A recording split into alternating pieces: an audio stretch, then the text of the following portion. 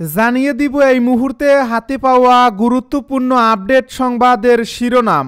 শুরুতেই থাকছে ৭১-এ জামায়াতের ভূমিকা নিয়ে প্রশ্ন তুললেন বিএনপি নেতা রিজভী। এবারে জানিয়ে দিব দেলোয়ার হোসাইন সাঈদীর শেষ হাসিটি ছিল জালিমের বিরুদ্ধে নীরব প্রতিবাদ। আরও জানাবো উন্নত চিকিৎসা না পাওয়ার অভিযোগ, শাহবাগে সড়ক অবরোধ করে গণ অভ্যুত্থানে আহতদের বিক্ষোভ। এদিকে খুলনায় বৈষম্য বিরোধী শিক্ষার্থীদের উপর দুর্বৃত্তদের হামলা, আইসিইউতে ২। আরও জানাবো দেশে আর রাজনৈতিক সহিংসতার পুনরাবৃত্তি চাই না বলছে হাসনাত। সব শেষে জানিয়ে দিব কমিটি গঠন নিয়ে যুবদলের দুই পক্ষের ধাওয়া পাল্টা ধাওয়া। শুনছিলেন হাতে পাওয়া আপডেট বাংলা সংবাদের শিরোনাম, এবারে বিস্তারিত। তবে তার আগে অনুরোধ রইল ভিডিওটিতে একটি লাইক দিন এবং কমেন্ট করে জানিয়ে দিন ভিডিও সম্পর্কে আপনার মূল্যবান মতামত। আরও জানিয়ে দিন ভিডিওটি কোথা থেকে দেখছেন বা কোন জেলা থেকে দেখছেন। ৭১-এ জামায়াতের ভূমিকা নিয়ে প্রশ্ন তুললেন বিএনপি নেতা রিজভী। জামায়াতে ইসলামীর প্রতি ইঙ্গিত করে বিএনপির সিনিয়র যুগ্ম মহাসচিব অ্যাডভোকেট রুহুল কবির রিজভী বলেছেন, একটি ইসলামপন্থী রাজনৈতিক দলকে বলতে চাই ৭১-এর মুক্তিযুদ্ধে আপনাদের ভূমিকা কী ছিল, আপনারা কোন কোন সেক্টরে যুদ্ধ করেছেন, আপনারা কোন সেক্টর কমান্ডারের অধীনে যুদ্ধ করছেন। বাংলাদেশে কেউ আর দেশপ্রেমিক নেই, একটি রাজনৈতিক দল দেশপ্রেমিক, এই ধরনের বিভ্রান্তি আপনারা তৈরি করলে বাংলাদেশের মানুষ হাসবে। বৃহস্পতিবার সকালে সিলেট মহানগরীর হুমায়ুন রশিদ চত্বর সংলগ্ন স্থানে আমার বিএনপি পরিবারের উদ্যোগে যুব এশিয়া কাপ বিজয়ী খেলোয়াড় ইমরান হোসেন ইমনের পারিবারিক শুভেচ্ছা উপহার বিতরণ অনুষ্ঠানে বক্তৃতাকালে তিনি একথা বলেন। বিএনপি নেতা রুহুল কবির রিজভী বলেন, আমরা ভয়ঙ্কর নির্যাতনকে মেনে নিয়ে বুলেটের সামনে দাঁড়িয়ে গণতন্ত্রকে পুনরুদ্ধার করার জন্য রাজপথে লড়াই করেছি। তারপরেও আমরা পিছুপা হইনি। ১৫.৫ বছর নির্যাতন নিপীড়ন সহ্য করে আন্দোলন করার ফলে জুলাই বিপ্লবে হাসিনার পতন হয়েছে। আমাদের নেত্রীকে কারাগারে নিয়ে নির্যাতন করা হয়েছে। 15.৫ বছর গণতান্ত্রিক আন্দোলনের ফলেই জুলাই বিপ্লবে ফ্যাসিবাদের পতন হয়েছে। ইলিয়াস আলী প্রসঙ্গে তিনি আরও বলেন, দেশের পক্ষে অবস্থান নিয়ে টিপাই মুখ অভিমুখে লং মার্চ করার কারণে হাসিনা তাকে নিরুদ্দেশ করে দিয়েছে। জুলাই আগস্ট হত্যাকাণ্ডের বিচার 1 বছরের মধ্যে হবে, কিন্তু আমার প্রশ্ন হচ্ছে এই ইলিয়াস আলীকে যারা গুম করেছে তাদের বিচার কি হবে না? যারা বিগত 15.৫ বছরে গণতান্ত্রিক আন্দোলন চলাকালে মানুষকে হত্যা করেছে তাদের বিচার কি হবে না? দেলোয়ার হোসাইন সাঈদীর শেষ হাসিটি ছিল জালিমের বিরুদ্ধে নীরব প্রতিবাদ। শামীম বিন সাঈদী বলেন, কুরআনের পাখিকে জেলখানা থেকে হাসপাতালে নিয়ে আসা হলো হার্ট অ্যাটাকের কথা বলে। হার্ট অ্যাটাকের রোগী হুইল চেয়ারে চলে নাকি স্ট্রেচারে শুয়ে থাকে। সেদিন তিনি এত সুন্দর মিষ্টি মধুর হাসি দিলেন। এর আগে কি কখনো এত সুন্দর হাসি দেখছেন তার? আমি দেখি নাই। যাওয়ার আগে সারা পৃথিবীর মানুষকে এত সুন্দরভাবে সালাম দিয়ে বিদায় নিয়ে গেলেন। কারো কপালে এরকম সৌভাগ্য হয় না। তার এই হাসিতেই ছিল সেই জালিম হাসিনার ফেরাউনি আচরণের প্রতিবাদ। শামীম সাঈদী আরও বলেন, 5 মে আলেমদের শাপলা চত্বরে নিয়ে লাইট অফ করে দিয়ে পাখির মতো গুলি করে হত্যা করা হয়েছে। আলেম ওলামাদের রক্ত বৃথা যাবে না। এই বাংলার মাটিতে ইসলামের পতাকা, কালেমার পতাকা উড্ডয়ন হবেই। শাহবাগে সড়ক অবরোধ করে গণ অভ্যুত্থানে আহতদের বিক্ষোভ। বঙ্গবন্ধু শেখ মুজিব মেডিকেল বিশ্ববিদ্যালয়ে চিকিৎসাধীন জুলাই আগস্ট গণ অভ্যুত্থানে আহতরা উন্নত চিকিৎসা পাচ্ছে না অভিযোগ করে রাস্তায় নেমে বিক্ষোভ করেছেন। বৃহস্পতিবার সন্ধ্যা 7:30 থেকে 7:30 পর্যন্ত হাসপাতালের সামনের সড়ক অবরোধ করে রাখেন। তারা হাসপাতালের পরিচালক ব্রিগেডিয়ার জেনারেল রেজাউর রহমানের পদত্যাগ দাবি করেন।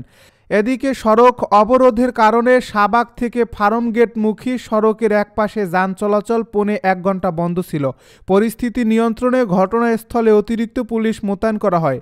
বৈষম্য বিরোধী ছাত্র আন্দোলনের অন্যতম সমন্বয়ক সার্জিস আলম ঘটনাস্থলে এসে আহতদের বুঝিয়ে তাদের হাসপাতালে নেন।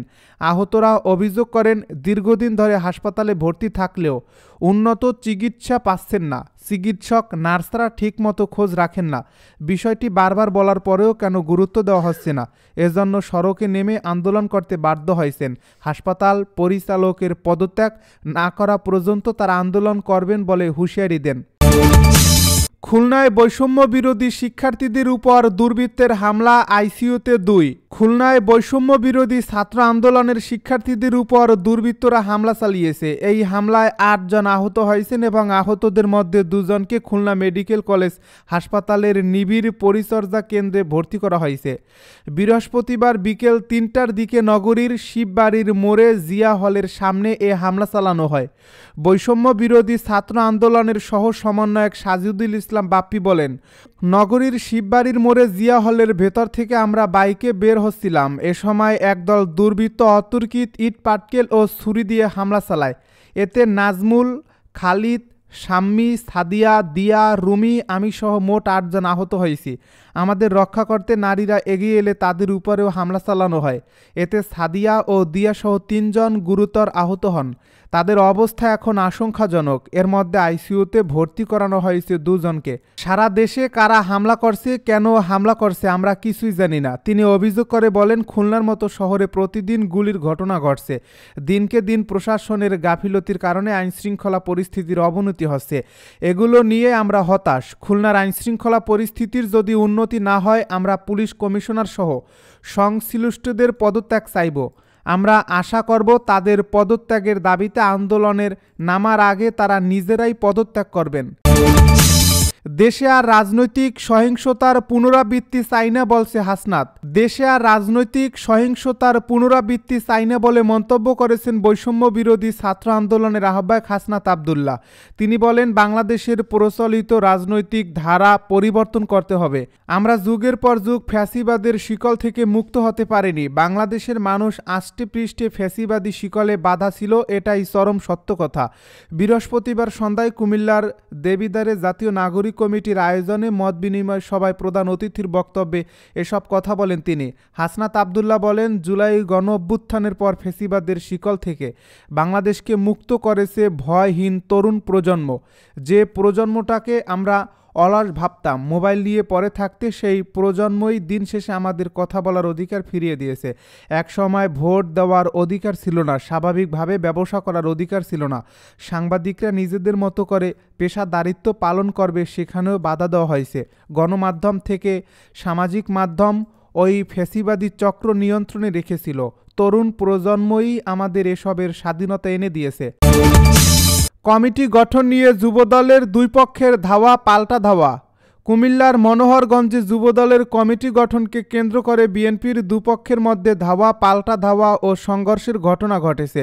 এতে উভয় পক্ষের অন্তত 10 জন আহতের খবর পাওয়া গেছে। এছাড়া এ সময় একাধিক মোটরসাইকেলে অগ্নিসংযোগ ও ককটেল বিস্ফোরণ করা হয়। অবরুদ্ধ হয়ে পড়েন আগত অতিথিরা। বৃহস্পতিবার দুপুরে মনোহরগঞ্জ উপজেলা সদরে এ ঘটনা ঘটে। প্রত্যক্ষদর্শীরা জানায়, মনোহরগঞ্জ উপজেলা যুবদলের কমিটি গঠনকে কেন্দ্র করে কুমিল্লা দক্ষিণ জেলা যুবদলের একটি সাংগঠনিক টিমের সফর নিয়ে স্থানীয় বিএনপির সাবেক এমপি কর্নেল আনোয়ারুল আজিম ও কেন্দ্রীয় বিএনপির শিল্প বিষয়ক সম্পাদক আবুল কালামের সমর্থিতরা মুখোমুখি অবস্থান নেন। এতে মনোহরগঞ্জ উপজেলা সদরে উত্তেজনা ছড়িয়ে পড়ে। এ সময় একাধিক মোটরসাইকেল অগ্নিসংযোগ করা হয়, ঘটানো হয় ককটেল বিস্ফোরণ। এছাড়াও চাইনিজ কুড়াল, চাপাতি সহ দেশীয় বিভিন্ন অস্ত্র নিয়ে মহড়া দেওয়া হয়। এতে বাজারের ব্যবসায়ী ও পথচারীদের মধ্যে আতঙ্ক ছড়িয়ে পড়ে। খবর পেয়ে সেনাবাহিনী ও পুলিশ দ্রুত ঘটনাস্থলে গিয়ে পরিস্থিতি নিয়ন্ত্রণে আনেন। কর্নেল এম আনোয়ারুল আজিম পক্ষের উপজেলা যুবদলের সাবেক সাধারণ সম্পাদক মাসুদুল আলম বাচ্চু বলেন, যুবদলের কমিটি নিয়ে জেলা যুবদলের একটি সমন্বয়ক প্রতিনিধি দল লাকসাম আসেন। উভয় পক্ষের সঙ্গে প্রথমে বসার কথা থাকলেও তারা আজিম পক্ষকে এক পর্যায়ে নিষেধ করে দেন। এতে উত্তেজিত হয়ে যুবদলের নেতাকর্মীরা মিছিল বের করলে তারা দৌড়ে মনোহরগঞ্জ বাজার থেকে পালিয়ে যায়।